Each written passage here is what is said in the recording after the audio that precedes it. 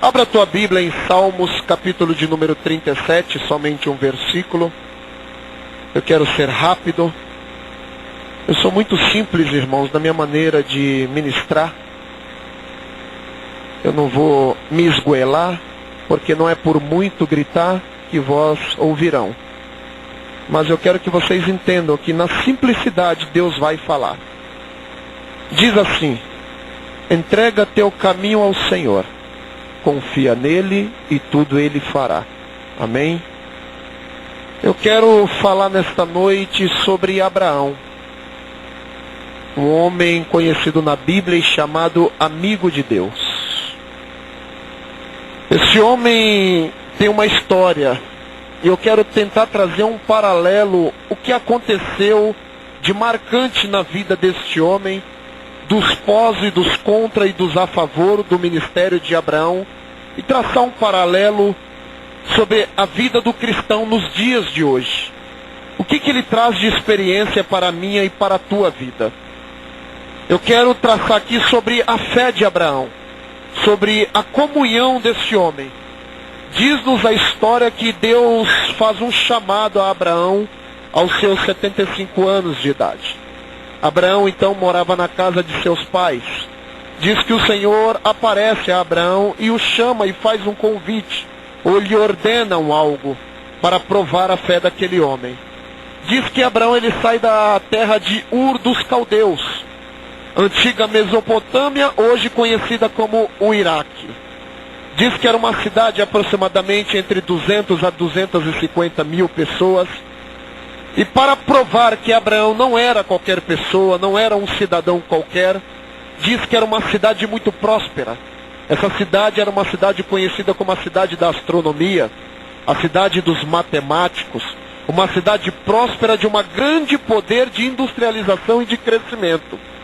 A Bíblia nos diz que esse homem ele era santo, ele procurava ter uma santificação dia após dia. A Bíblia não nos fala como Abraão conheceu a Deus, mas a Bíblia deixa registrado, e nós vamos acompanhar com uma leitura bíblica, das maneiras como Deus quer se revelar quando Ele escolhe alguém. Diz o Salmos 19, versículo 1, que os céus manifestam a glória de Deus, e o firmamento mostram as obras de suas mãos. O salmista está dizendo aqui que Deus ele se revela através da natureza. É um dos mecanismos que Deus quer se revelar a alguém que ele escolhe.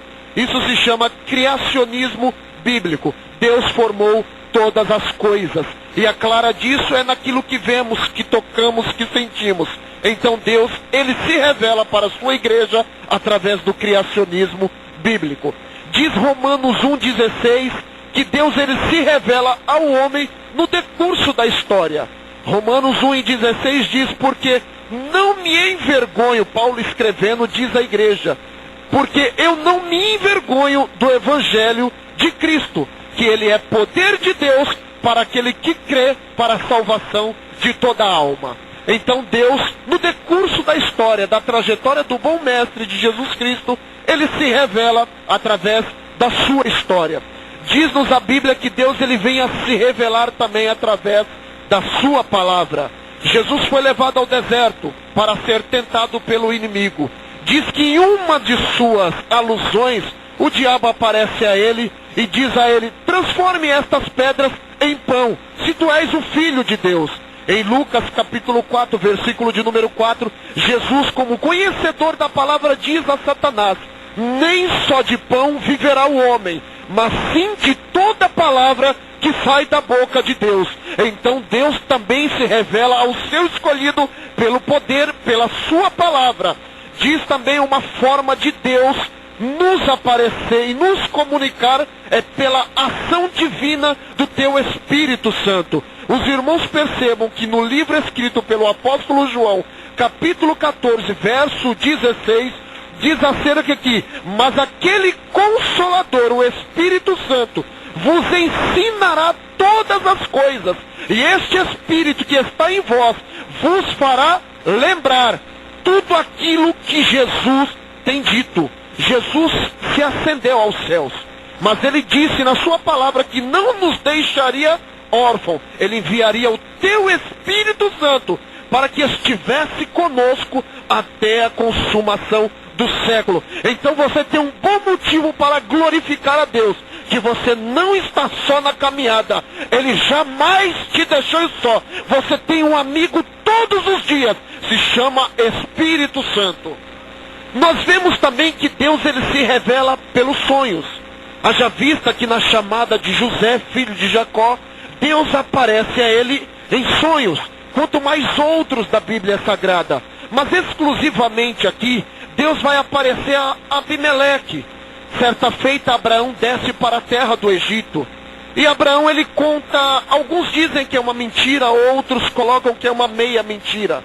Abraão, com medo dos egípcios, do que poderia acontecer pela beleza, formosura de sua esposa, ele faz um intuito e pede a Sara que ela minta, que ela diga que é irmã dele, para que mal nenhum lhe suceda.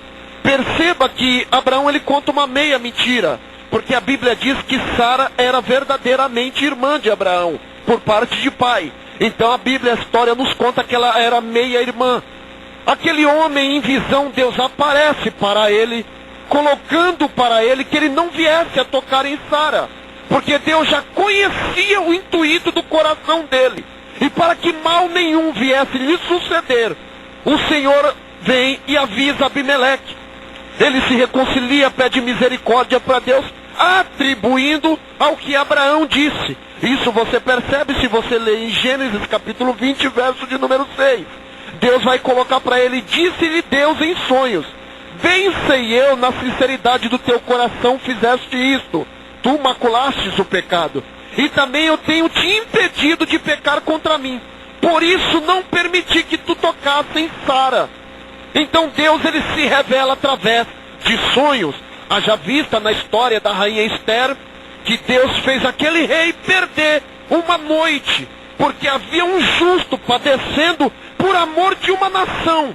E Deus incomoda aquele rei, e em sonho lhe aparece nas escrituras para que ele se incomodasse e visse aquilo que poupou-lhe a vida. Então o nosso Deus, ele também aparece em sonhos. Se você tem sonhado, se você tem almejado algo com princípios, com valores sociais, morais, espirituais, e você tem sido incomodado em algumas noites, creia que se for para o bem da nação, é Deus que está te incomodando para você fazer algo que é muito grande e vai alcançar muitas vidas lá na frente. Os sonhos de Deus ainda estão de pé para mim e para você. A maior prova disso é que Deus também vai aparecer e vai se revelar por intermédio do seu Filho Jesus Cristo. Foi um dos mecanismos que Deus usou de estratégia para falar ao homem, ao escolhido da igreja. Perceba que o escritor aos Hebreus, capítulo de número 1, verso de 1 ao 3, diz assim: Deus antigamente falava aos pais, por outras vezes Deus usava os seus profetas, mas houve a necessidade de um dia Deus enviar o seu Filho amado a esta terra, para que falasse à igreja, ao seu povo. E perceba que Deus antigamente falava de várias maneiras. E a nós nos últimos dias, Ele instruiu o seu Filho a nos falar. Então Deus também usa o teu Filho amado Jesus Cristo para falar à igreja. Perceba que na vida de Abraão, na sua caminhada, algumas coisas me chamam a atenção. E eu quero trazer para vocês, irmãos, algumas coisas que eu fiz questão de anotar. São 6 coisas que me chamam a atenção na trajetória deste homem. Primeira coisa que fala sobre a santidade de Abraão. Perceba que na história, na chamada dele, ele é um homem separado do pecado. A Bíblia diz que Abraão nunca se deixou ser influenciado pela sua geração, pela idolatria dos povos que adoravam outros deuses. Então Abraão, ele era um monoteísta, homem de uma única fé e adoração a somente um Deus. Haja vista que na sua caminhada ele ergueu vários altares em adoração todas as vezes que Deus se manifestava a ele. Então Abraão era um homem íntegro de santidade a Deus. A segunda coisa que me chama a atenção na vida de Abraão são os seus desafios. Todos nós sabemos que nós não sabemos lidar com algumas regras, inclusive a regra da obediência, porque obedecer custa caro. Obedecer ao ID de Jesus, ao mandato de Deus, paga-se um preço muito alto. E o ser humano não está habituado a trabalhar com as regras básicas que se chama obediência. Se você olhar para a vida secular, por que não trazer para os dias, para o nível espiritual? Quantos homens de Deus nós vemos com a vida destruída, com a imagem cadavérica, com o semblante abatido, porque não soube suportar ou não ousou desafiar a fé que estava em si e obediência à palavra de Deus, e trancaram seus ministérios, tiveram uma vida brecada, freada, parada, e hoje estão andando como caranguejo, dá um passo para trás, e um passo para frente e 2 passos para trás. E não é isso que Deus quer para mim e para você. Deus quer que a gente ouse a quebrar alguns paradigmas, alguns desafios que a vida nos proporciona, para que a gente possa andar triunfantemente nos caminhos do Senhor. É interessante que ao próprio escritor aos Hebreus, capítulo 5, verso 8, o próprio Jesus se coloca nessa situação de obediência. Diz Hebreus que até Jesus, como homem, teve que aprender o caminho da obediência. Por aquele serviço prestado ele padeceu. Então Jesus também teve que se habituar aos parâmetros que foram estabelecidos por Deus. Então eu e você, não adianta. Se quisermos entrar num caminho triunfante de vitória, o segredo é, primeiro, ouvir Deus falar. Segundo, guardar a palavra dele no coração. Em terceiro, andar no caminho de obediência. Se andarmos no caminho de obediência, seremos uma bênção para Deus, para o nosso ministério, na nossa igreja, para os nossos familiares. E onde a gente colocar as plantas dos nossos pés, seremos uma bênção. A quarta coisa que me chama a atenção na vida de Abraão são alguns pontos críticos da vida. E isso nós estamos fadados a passar. Deus chega para Abraão e 3 coisas me chamam a atenção. A primeira coisa, Deus fala para Abraão: saia da tua terra. Quando eu lembro disso, eu fico imaginando a vida de Abraão. Saia da tua terra. E eu entendo que ele teve que abrir mão de todo um conforto, de toda uma estrutura, de um ambiente familiar. Então era um ponto decisivo na vida de Abraão. A segunda coisa que Deus fala para Abraão: saia do meio da tua parentela. Entendemos que Deus tinha coisa grande para fazer. Mas sair do meio da parentela mostrava sinal que alguma coisa não agradava a Deus naquela casa. E quando Deus quer fazer alguma coisa na minha e na tua vida, a primeira providência de Deus é que você seja separado, ainda que custe, que Ele tenha que te tirar daquele lugar que está o desagradando, para o levar para um lugar que vai agradar o nome dEle. Creia que é Deus falando. Se Deus está te direcionando por este caminho, obedeça a ordem de Deus, para que tudo se vá bem na minha e na tua vida. A terceira coisa que me chama a atenção era sair da casa do teu pai. Deixar uma herança, deixar uma fortuna, porque Abraão certamente não era de família pobre. Abraão certamente tinha muitas posses, era um herdeiro, tinha muitas cabras, porque a época era uma época de agricultura. Então ele tinha que sair da casa do pai. Muitas das vezes nós passamos alguns desafios. Entenda que é Deus provando a minha e a tua fé. Deus quer me graduar, quer te graduar, para saber até onde você pode chegar, o quanto você pode render, e o que você tem a oferecer numa chamada ministerial. Mas Deus está no barco, e barco que o bom Jesus está, ele não vai a pique, ele não afunda, tempestade se acalma, o vento para de soprar, e Jesus vai guiando a minha e a tua vida planamente. Nós chegaremos do outro lado. Aleluias, glórias a Deus. Então o negócio é entrar pelo caminho da obediência. Foi isso que ele vem escrevendo em 1 Samuel capítulo 15, verso 22. que o meu Deus, que é o teu Deus, tem mais prazer na obediência do que no sacrifício. Então chega momentos da nossa vida que a gente tem que parar, pensar, refletir e parar de fazer sacrifício tolo e começar a entrar pelo caminho da audição. Preciso ouvir Deus, o que Ele tem para mim. Então vamos entrar pelo caminho da obediência. A quinta coisa que me chama a atenção, e eu acho muito interessante, é que na nossa vida, e essa é uma palavra que ela entra e nos cria uma dificuldade, uma barreira, uma parede entre nós e Deus, se chama renúncia. Renunciar, se despir do velho homem, da velha caricatura, ser uma nova criatura em Cristo Jesus. Abraão teve que se deparar como ponto, como característica de vida, renunciar muitas coisas, não foi apenas uma coisa. Ele teve que ter uma vida de renúncio. E aí Deus diz para Abraão: Abraão, saia do lugar aonde está, que eu o levarei para um lugar distante onde tu não conheces. A pergunta é, Deus está falando para me sair do meu lugar de honra, que Ele quer me levar a um lugar de dupla honra, ou um lugar de desonra para me dar dupla honra. Só que eu não sei qual é este lugar.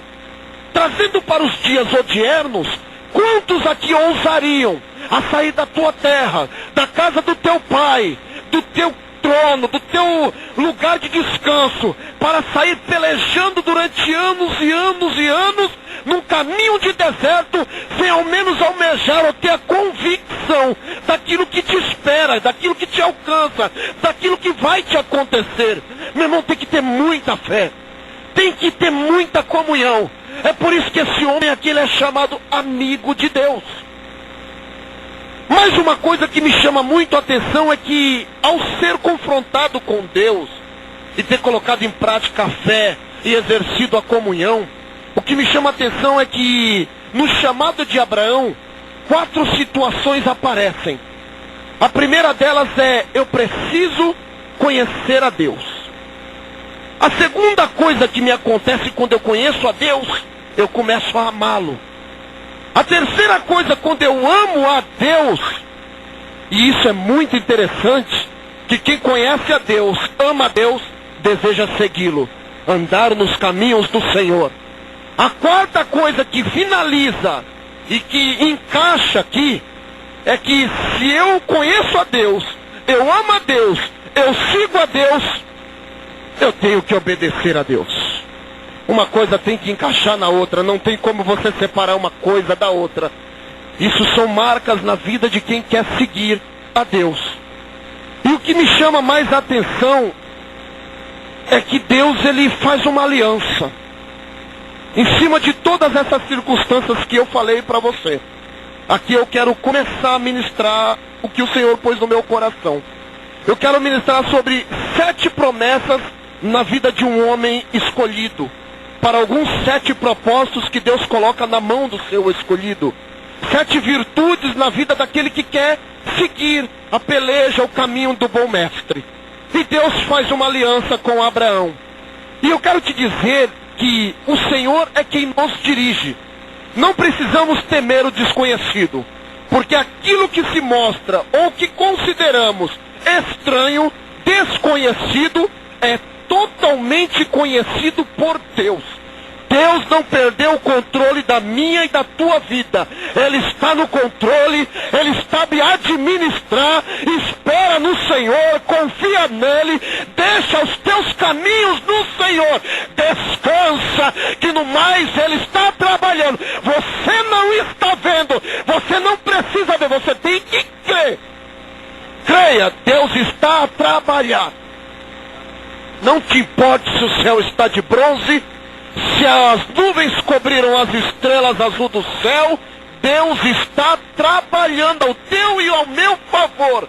Deus trabalha e coloca anjos poderosos para nos guardar na entrada, na saída, nas madrugadas, no evangelismo, quando adoramos, quando cantamos, quando pregamos, quando anunciamos a palavra dele. Deus está no controle de tudo.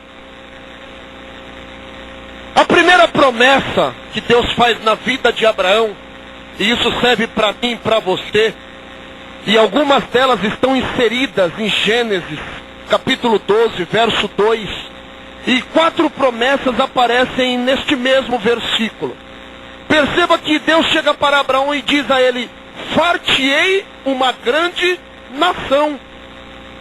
Entenda que a alusão que Deus faz aqui é acerca do povo judeu. Perceba que Jacó ele tem 12 filhos, aonde se dá as 12 tribos de Israel. Daí nasce uma grande nação, promessa de Deus. Aonde você for, aonde você pisar, aquilo que você pregar e anunciar, Deus fará de você um pregador, uma cantora, um abençoado, uma abençoada de Jesus, que nações, multidões terão que parar para te ouvir, e Deus suscitará através de mim, de você, uma grande nação. Então creia que a primeira promessa está de pé. Deus fará uma grande nação através da tua vida. A segunda promessa que Deus diz a Abraão é: abençoar-te-ei. Entenda que Gênesis 12, 2, Abraão ele é a única pessoa que a Bíblia relata que foi abençoado em todas as coisas. Aonde Abraão passava era abençoado. Aonde Abraão colocava a planta dos pés era abençoado. Aquilo que Abraão proferia como palavras era abençoado. Prova disso é que Deus tem honrado a vida daqueles que têm comprometimento com a obra, que tem comprometimento com Deus, aquele que ama, aquele que chora, aquele que geme, aquele que busca, aquele que paga o preço, aquele que oferta, aquele que dizima, aquele que visita, aquele que vai no hospital do câncer, que vai no hospital dos aidéticos, que visita as crianças deficientes. Deus tem olhado todos esses e nenhum deles será esquecido. Deus te fará uma bênção nas mãos dele. A terceira promessa que Deus tem para mim e para você é que ele diz a Abraão que engrandecerei o teu nome. Então eu quero dizer para você, meu amigo, meu amado, é que Jesus ele é tremendo. O nosso Deus ele sabe o que faz. Então você que tem a chamada na ministração do louvor, que gosta de cantar ao Senhor, às vezes você não percebe, mas você está na cozinha de casa, minha irmã, e está louvando a Deus. Às vezes você está aqui na igreja, está cultuando, está adorando, está louvando a Deus. Às vezes você está no carro, está no ônibus e está adorando a Deus. Deus está dizendo que Ele vai engrandecer o teu nome. E você que almeja, Deus é poderoso para suscitar uma gravadora, para fazer você gravar um CD e soprar o teu nome nos 4 cantos da nação e fazer você um baluarte nas mãos dele. Ele é poderoso. Ele pode soprar o teu nome, te tirar do lixo, do nada, e te colocar sentado em lugar de príncipe. Ele vai engrandecer o teu nome. Aleluia, Jesus. Glórias a Deus. Perceba que o nome de Abraão, ele foi literalmente engrandecido. As 3 maiores religiões que existem hoje na face da terra, que é o islamismo, o judaísmo e o cristianismo, todos eles dão referência do nome de Abraão. Perceba que para nós cristãos, nós consideramos, biblicamente falando, o nome de Abraão como o pai da fé. Haja vista que o nome dele era Abrão, pai das alturas, e Deus muda e amplia o seu nome para Abraão, pai de multidão. E hoje nós o conhecemos como pai da fé. Para os judaizantes, ele é a semente que germinou todas as nações da face da terra.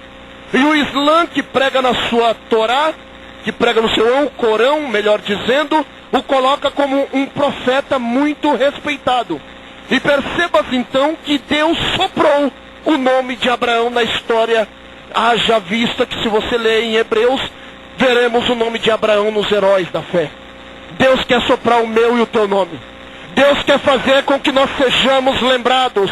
Deus quer fazer de mim, de você, pessoas honradas, de valor, que o mundo aí fora não dá uma bolacha quebrada para mim, para você. Da porta para fora você vale o que você tem. Se tem muito, você tem muito. Se você não tem nada, você é um pé de chinelo. Mas aqui dentro é diferente. Aqui você pode ser médico, advogado, doutor, administrador, mas você é servo. E servo é convidado a servir. Aqui o meu Deus tem uma balança nas tuas mãos. E ela não pende nem para a esquerda, nem para a direita. Aqui todos têm o mesmo valor.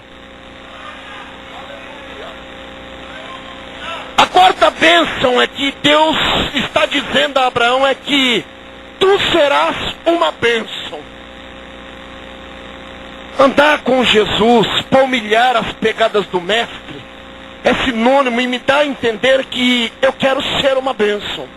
Então nós entendemos que todos os lugares em que vamos, todos os lugares em que visitamos, nós devemos ser uma bênção. Não seja pelo muito falar, muitas das vezes só na tua maneira de olhar. E a Bíblia me fala e me diz, no livro de Atos dos Apóstolos, onde Pedro e Tiago, passando pela porta do templo, dá atenção a um mendigo que há muitos anos ficava pedindo esmola.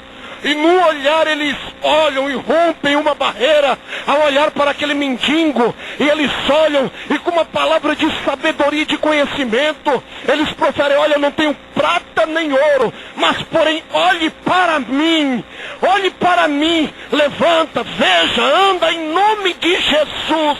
Eu quero saber como você tem olhado para as pessoas, como você tem visto a situação do cotidiano de cada vida. Você sabia que a maneira como você olha pode arrancar um sorriso? Você sabia que a maneira como você olha, você pode condenar uma vida? Como é que nós estamos olhando? É com amor? É com desdenho? Ou é com desprezo? Deus está dizendo que você será uma bênção. O quinto motivo e o sexto motivo que Deus insere no cardápio é que abençoarei os que te abençoarem, mas também amaldiçoarei os que te amaldiçoarem. Então, meu irmão, eu quero te dizer que o melhor lugar para você investir é na obra de Deus. Deus não deve nada para ninguém. Ele é justo, ele é pagador de todos os seus tributos.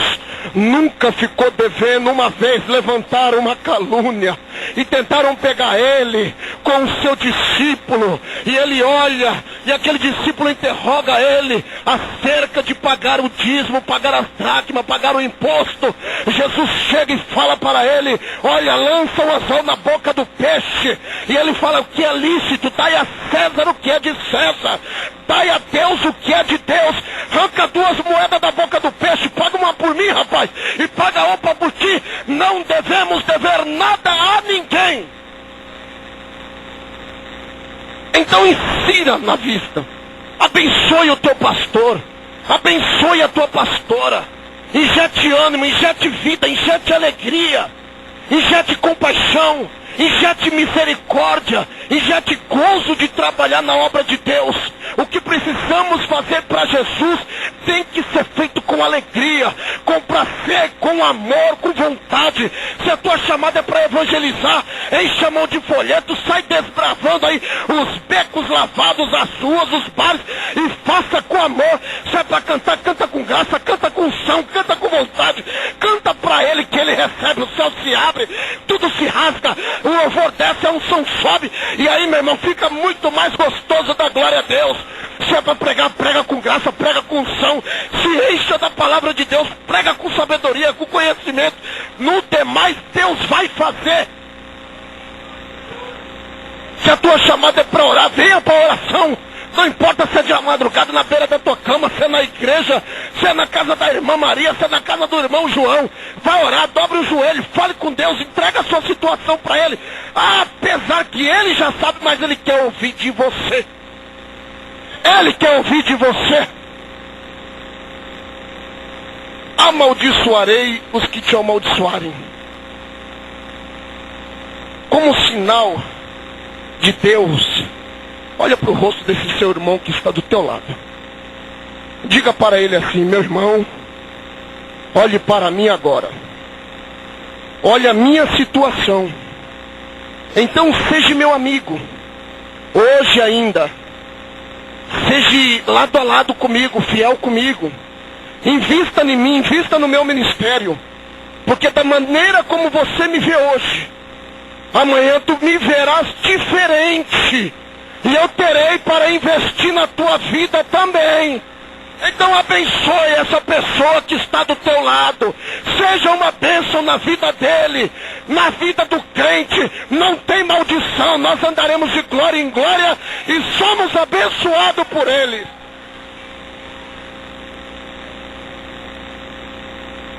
A sétima e última,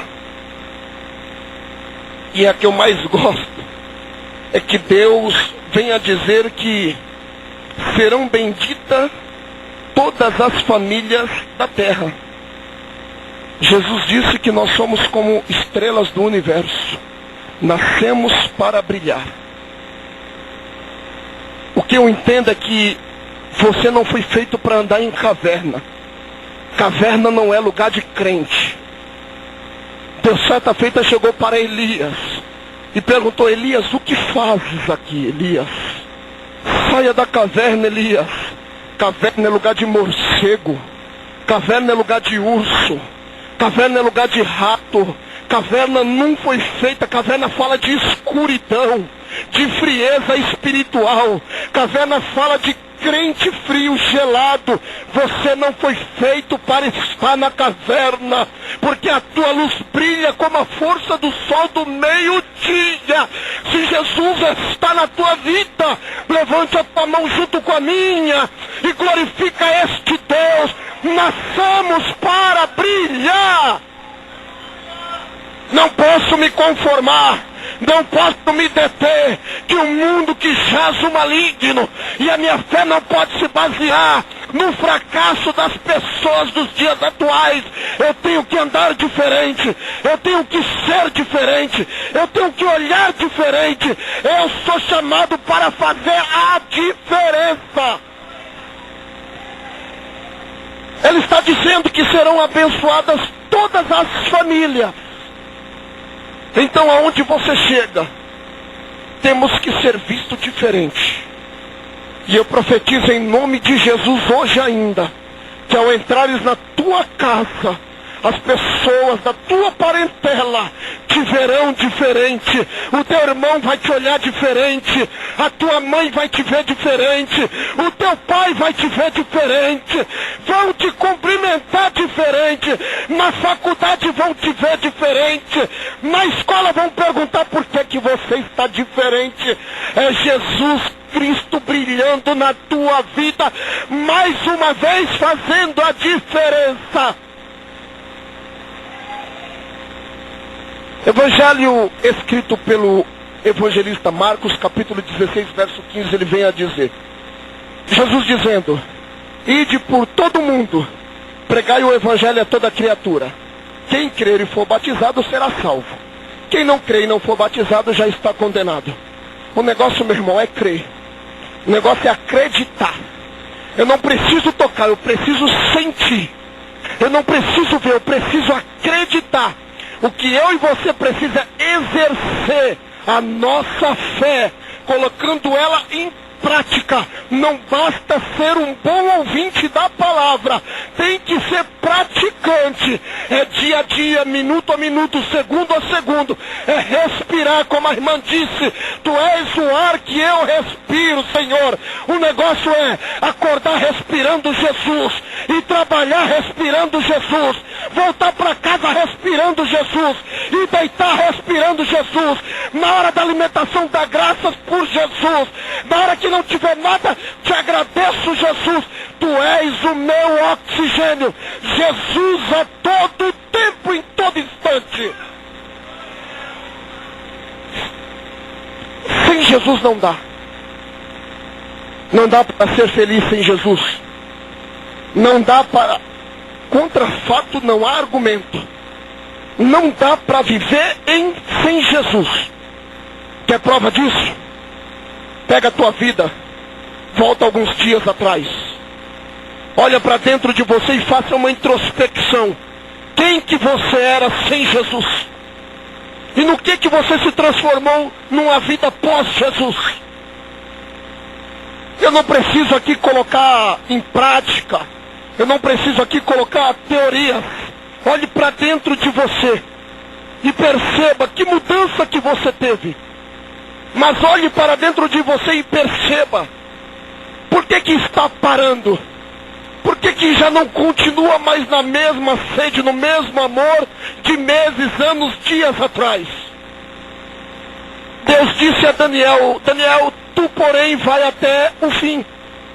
Então ele está dizendo que a minha vitória não está no começo, porque ele sabe que começar é muito bom.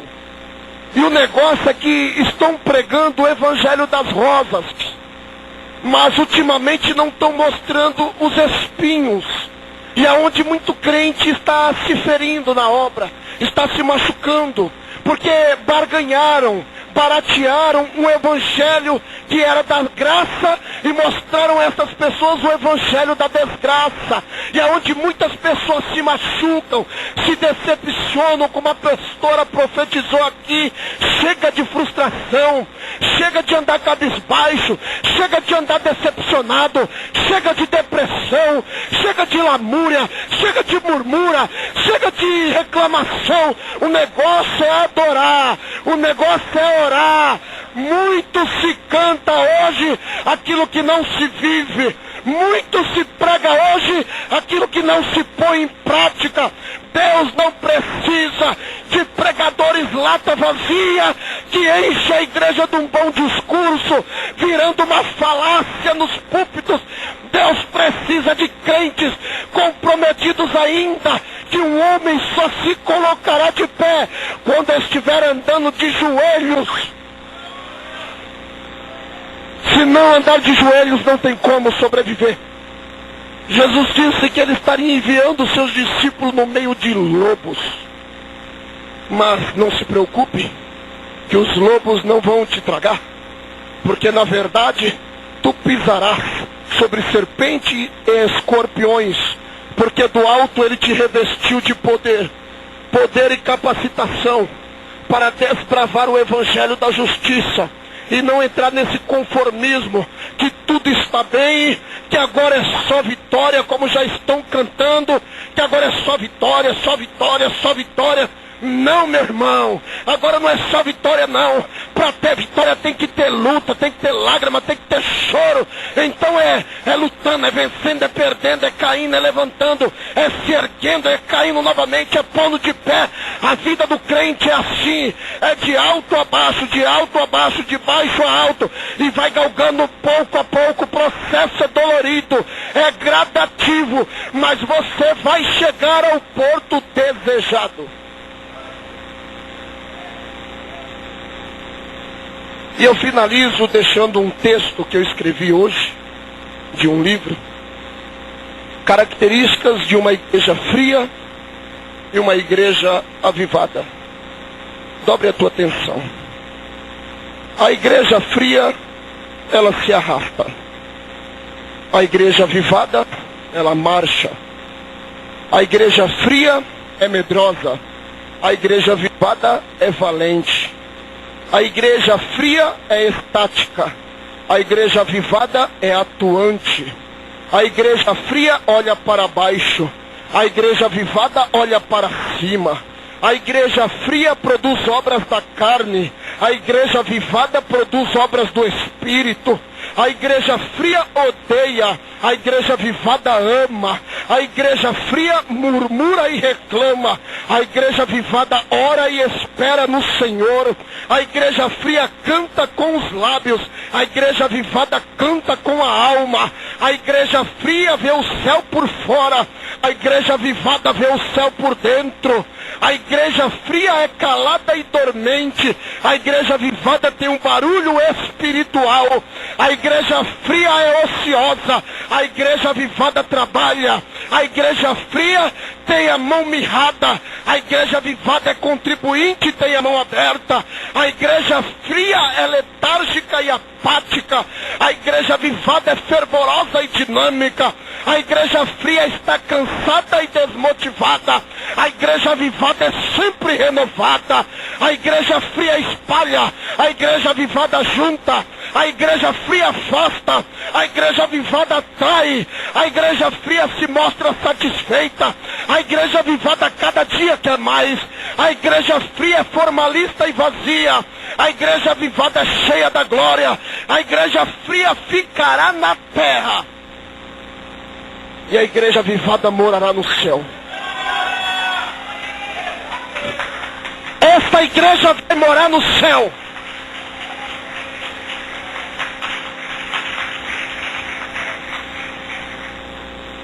Estamos aqui de passagem. Mas enquanto estamos aqui, temos que fazer a diferença.